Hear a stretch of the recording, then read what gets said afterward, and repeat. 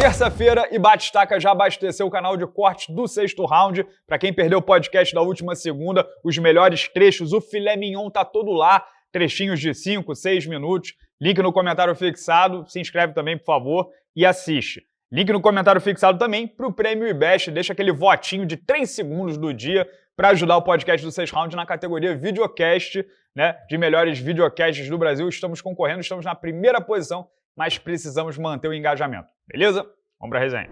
Na atualização do ranking hoje, Merab Dvalishvili ultrapassou nada mais nada menos do que Jon Jones e Ilia Topuria. O georgiano agora é o número 2 peso por peso, atrás apenas de Islam Makhachev. Quem diria, né? Um cara que chegou no UFC desacreditado, apanhando, perdeu as 2 primeiras, pensou em se aposentar e tá aí consolidado entre os grandes. Nesse comparativo, Makhachev tem 2 defesas de cinturão a mais, só que o nível de concorrência enfrentado pelo Merab é indiscutivelmente maior. A sequência José Aldo, Henry Cejudo, Piotr Yan, Umar Nurmagomedov e Sean O'Malley 2 vezes é lendária. E para só pra pensar, se Merab bater Cory Sandhagen, seu próximo adversário, e o Makhachev levar um sabugo do Jack Della Maddalena, podemos ter troca na liderança do ranking peso por peso. O que não seria injusto, porque a divisão até 61 quilos estaria devidamente limpa, com o top 5 eliminado do campo de batalha. O tamanho do feito é ainda maior se considerarmos que Merab não tem passado qualquer perrengue. Pois bem, se Sandhagen ficar para trás, e ele já perdeu tanto pro Yan quanto pro Umar,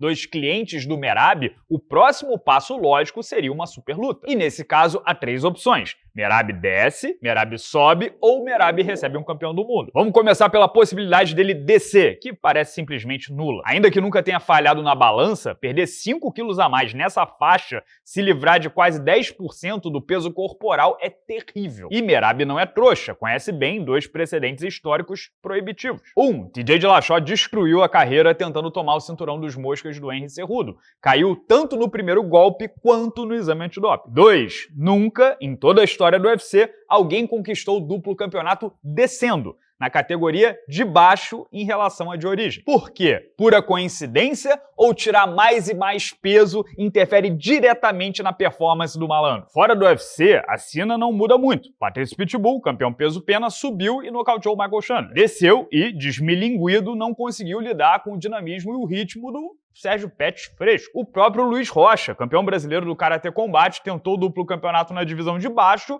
e parecia um defunto em pé. Não deu certo. Acho que o único cara em evento relevante que conseguiu a façanha foi o Anatoly Malikin no One. Era campeão peso pesado, com algumas sobras, beleza, mas desceu e bateu o Renier de Ridder, que, como estamos constatando, é competente. Então, Merab versus Pantoja no peso mosca, descarta. Só um tarado extremamente ambicioso, tipo o TJ Dillashaw, para se meter nessa canoa furada. Já Pantoja no peso galo soa com uma situação bem mais palpável. Ele e o Merab têm exata mesma envergadura e o brasileiro é só 3 centímetros mais baixo. É a história lá do Makhachev com o Della Maddalena. Se o Pantoja vencer de novo o Kai Kara-France agora, no UFC 317, ele chega a 4 defesas de título, com vitórias sobre a maioria dos ranqueados e sem um desafiante próximo, claro. Porque que hoje Horiguchi não estreou e nem vai estrear por hora, tá machucado. Manel Kape, que tava num Title Eliminator, se machucou, a oportunidade foi pro Joshua Van, e mesmo que Joshua Van bata o primeiro do ranking, Brandon Royval, no final do mês, nem é uma boa ele pegar o title shot direto. O garoto tem só 23 anos, tá meio verde. É meio que cortar a promessa pela raiz. Aí a gente volta à estaca zero. À disposição tem Brandon Moreno e Brandon Royval. Não dá. Pantoja teria total condição de postular o duplo campeonato. E pós-Sandhagen, pro Merab seria o desafio inédito mais interessante possível. Ele, inclusive, já disse sim pra ideia no programa do Ariel Helwani na segunda, abre aspas. Se ele vier pra minha categoria e o UFC tiver interesse, sem problema. É uma luta que vai gerar interesse. Eu respeito o Pantoja, seria um oponente top, uma luta dura. O lance é que o Pantoja não tem interesse. Não adianta nem o público e nem a imprensa insistir e querer por ele. O plano de carreira do cara não é esse, aceitem. Ele já disse em entrevista aqui no Sexto Round que o objetivo é fazer história no peso mosca, tentar quebrar os recordes, se aproximar ou até passar do Demetrius Johnson. E sim, ele tem total potencial para isso. É só se manter no topo mais 1 ou 2 anos. Que é difícil, mas é possível. Seu principal treinador, Marcos Parrumpinha, inclusive foi categórico em bate-papo com o Rafael e o Igor no podcast do MMA Hoje. Eles, aliás, estão concorrendo ao Prêmio IBEST na categoria Videocast. Se você curte os caras, vale deixar um votinho lá também. Mas olha só esse trecho. Sem problema nenhum, bate 125. Não é? Caralho, é isso aí. É isso aí, desce, não é? Desce, não tem problema nenhum. A gente não vai subir.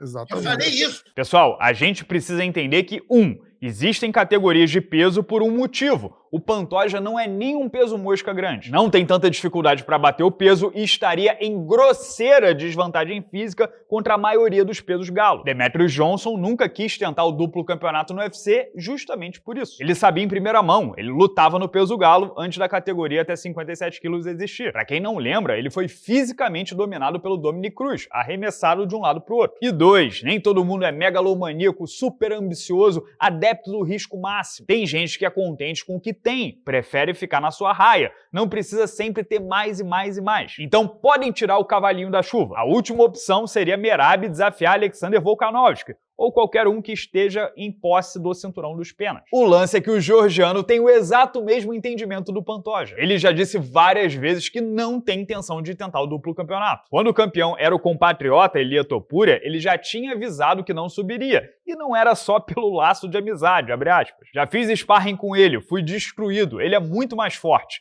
Não tenho medo de lutar com ninguém, mas deixa por isso mesmo. Estou confortável com 61 quilos. Merab é um cara tão bacana porque aparenta não ter tanta vaidade. Fala o que acha ou como as coisas realmente são. E nesse meio é muito raro esse grau de transparência. A fantasia, o faz de conta, cativa mais o fã, que pede super-herói. E os lutadores acabam correspondendo na retórica. Ah, Renato, mas o campeão não é mais o Ilia Topuria. Beleza, abre aspas então para o que o Merab disse na semana passada em bate-papo ao vivo com o Volkanovski na Fox Sports Austrália. Não quero lutar com o Volkanovski, ele é muito mais forte que eu. Por mais que o corte de peso seja uma droga, prefiro continuar na minha categoria. E aí, obriga o cara a ter um desejo que não existe, que ele não tem, o público que tem?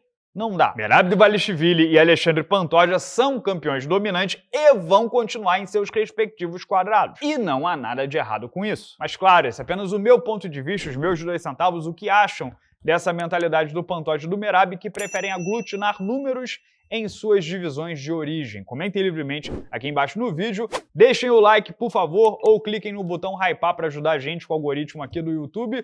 Se puder deixar o votinho no IBEST, se inscreve lá no canal de corte também. Mas não perde a resenha de ontem, em que eu falei sobre a possibilidade de Tom Aspinall versus Francis Ngannou. Clica aqui que você confere. Grande abraço a todos, obrigado pela audiência de sempre e até amanhã.